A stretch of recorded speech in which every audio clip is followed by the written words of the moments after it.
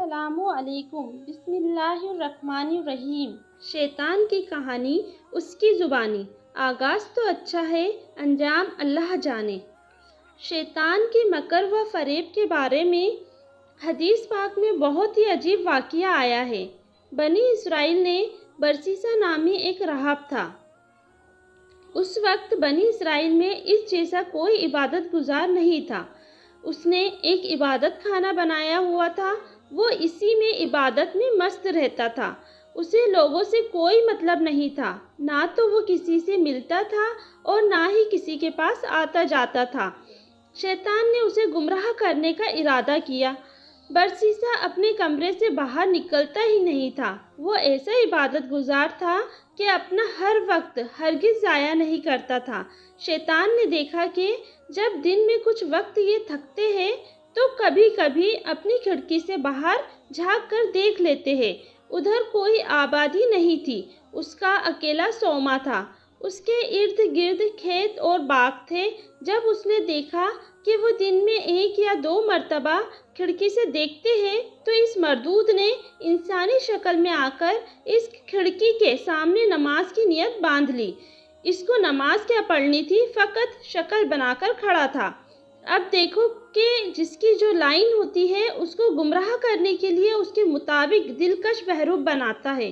چنانچہ جب اس نے کھڑکی میں سے باہر جھانکا تو ایک آدمی کو قیام کی حالت میں دیکھا۔ وہ بڑا حیران ہوا۔ جب دن کے دوسرے حصے میں اس نے دوبارہ ارادتاً باہر دیکھا تو وہ رکوع میں تھا۔ بڑا لمبا رکوع کیا، پھر تیسری مرتبہ سجدے کی حالت میں دیکھا۔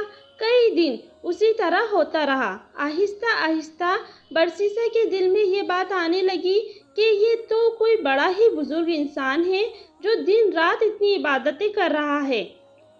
وہ کئی مہینوں تک اسی طرح شکل بنا کر قیام، رکوع اور سجدے کرتا رہا، یہاں تک کہ برسیسا کے دل میں یہ بات آنے لگی کہ میں اسے پوچھوں تو صحیح یہ کون ہے۔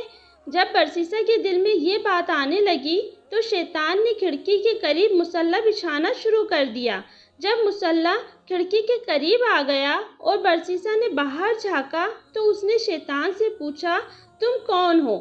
وہ کہنے لگا، آپ کو مجھ سے کیا مطلب ہے؟ میں اپنے کام میں لگا ہوا ہوں، مجھے پریشان نہ کرے۔ وہ سوچنے لگا کہ عجیب بات ہے کہ کسی کی کوئی بات سننا ہی گوارا نہیں کرتا۔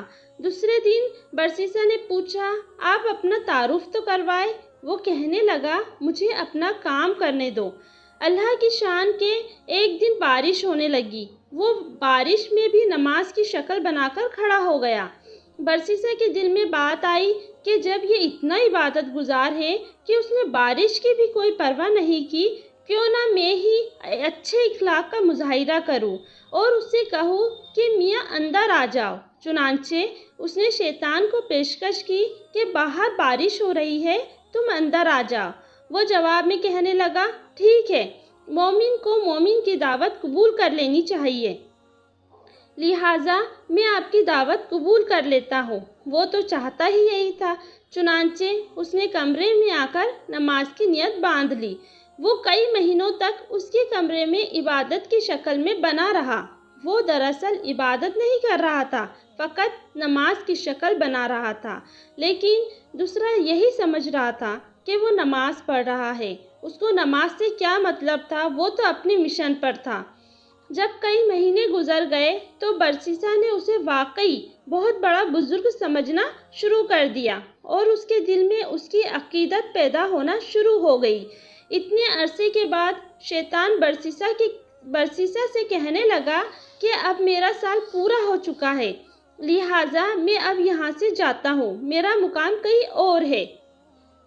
روانہ ہوتے وقت ویسے ہی دل نرم ہو چکا ہوتا ہے، لہٰذا وہ برسیسا سے کہنے لگا، اچھا، میں آپ کو جاتے جاتے ایک ایسا تحفہ دے جاتا ہوں جو مجھے اپنے بڑوں سے ملا تھا۔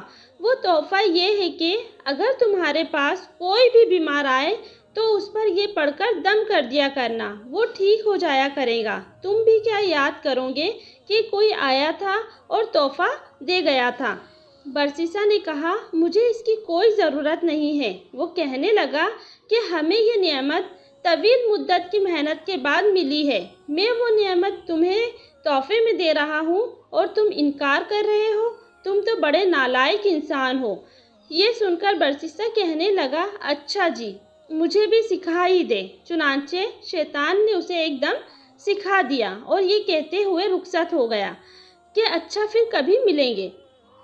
وہ وہاں سے سیدھا بادشاہ کے گھر گیا۔ بادشاہ کے 3 بیٹے اور 1 بیٹی تھی۔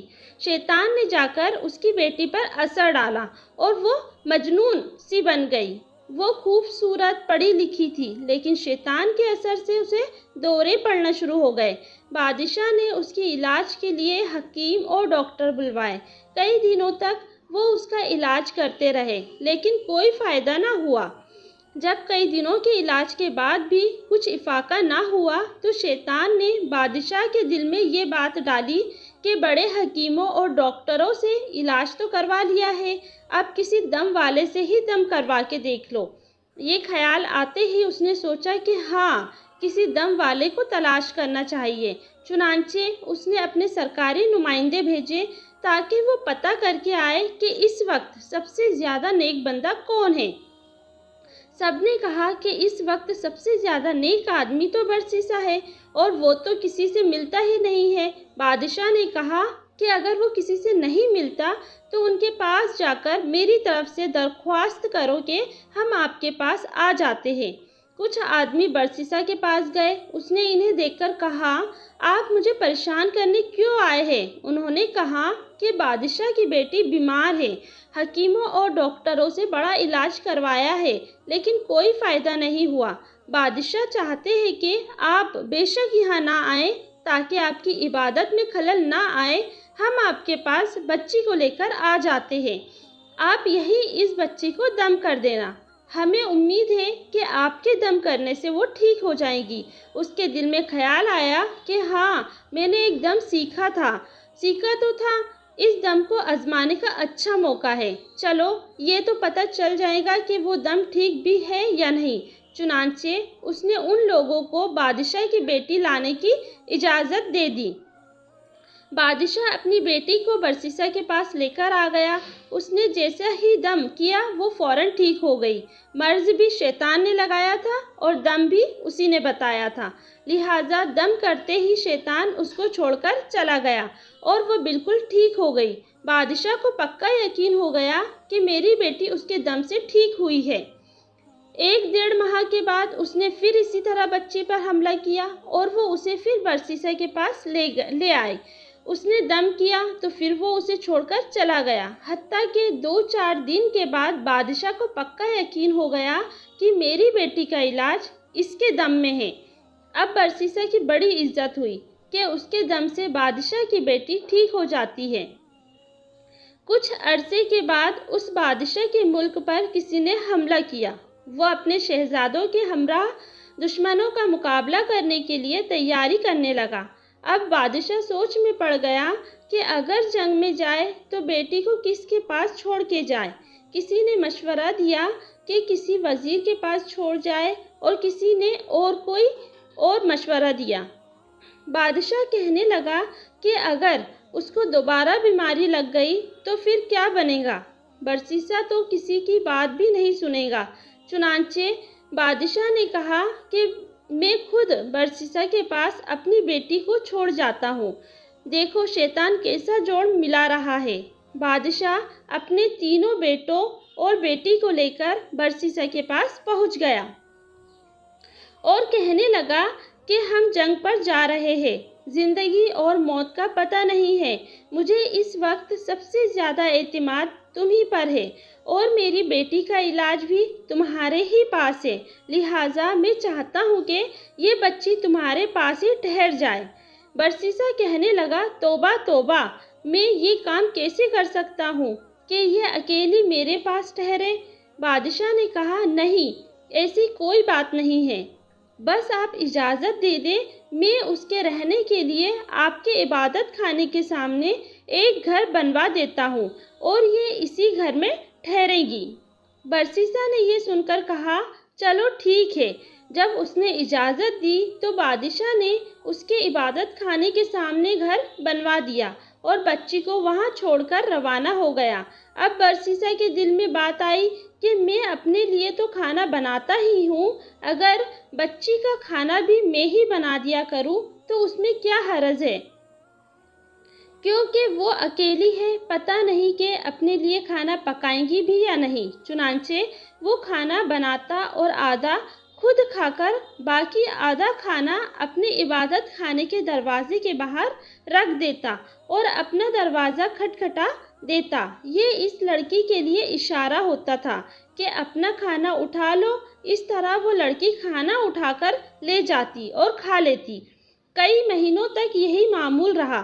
اس کے بعد شیطان نے اس کے دل میں یہ بات ڈالی کہ دیکھو، وہ لڑکی اکیلی رہتی ہے، تم کھانا پکا کر اپنے دروازے کے باہر رکھ دیتے ہو اور وہ لڑکی کو کھانا اٹھانے کے لیے گلی میں نکلنا پڑتا ہے۔ اگر کبھی کسی مرد نے دیکھ لیا تو وہ تو اس کی عزت خراب کر دے گا، اس لیے بہتر یہ ہے کہ کھانا بنا کر اس کے دروازے کے اندر رکھ دیا کرو تاکہ اس کو باہر نہ نکلنا پڑے۔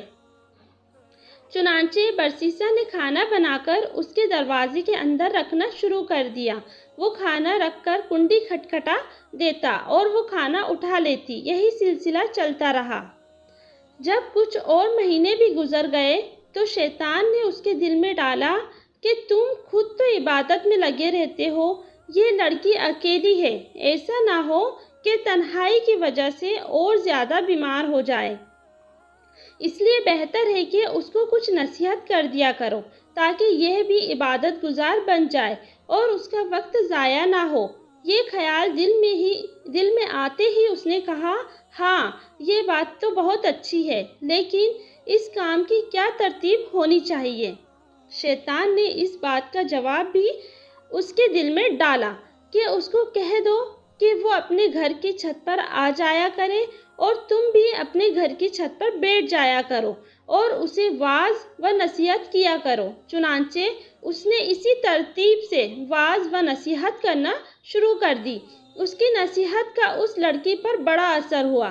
اس نے نمازیں اور وظیفے شروع کر دیے۔ اب شیطان نے اس کے دل میں یہ بات ڈالی کہ دیکھ، تیری نصیحت کو اس پر کتنا اثر ہوا، ایسی نصیحت تو ہر روز ہونی چاہیے۔ چنانچہ اس نے روزانہ نصیحت کرنا شروع کر دی۔ ایسے ہی واقعہ سننے کے لیے چینل کو سبسکرائب کریں، لائک کریں اور شیئر کریں۔